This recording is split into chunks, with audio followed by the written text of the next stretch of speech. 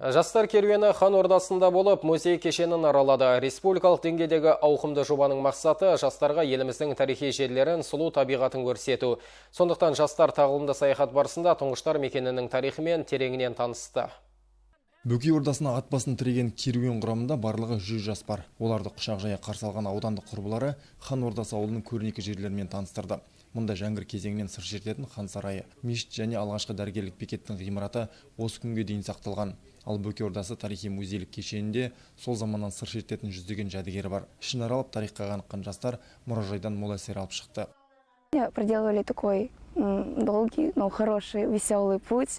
Біз Хан Ордасына жеткенше ұзақ жол жүрдік. Бірақ мұндағы әсем табиғатты көру, тарихи нысандар, жәдігерлермен танысу шаршағанымызды ұмыттырды.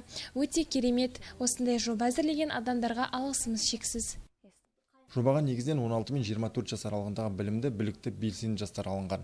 Басты мақсат жастарды әр өңірдің көрнекі жерлерімен, тарихи орындармен таныстыру, ішкі туризмнің дамуына дем беру. Біз Астана қаласына 700-ге жуық жастарды жинап, оларды 7 бағытқа бөліп, қазіргі таңда Батыс Қазақстан бағытындағы 100 қатысушыны Бөкей Ордасына алып келіп отырмыз.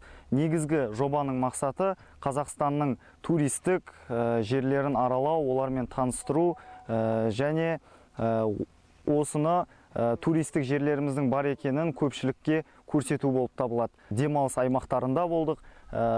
Негізгі әр өңірдегі жоба 4 күн шамасына созылады. Жастар керуені облысымыздың тағы бірнеше ауданын араламақ. Оның барысында түсірілген бейнебаяндар мен суреттер әлеуметтік желіде жарияланатын болады. Рауан Дәлей, Ернар Шакенов, Алтынбек Қабдиялов, Ақжайық арнасы.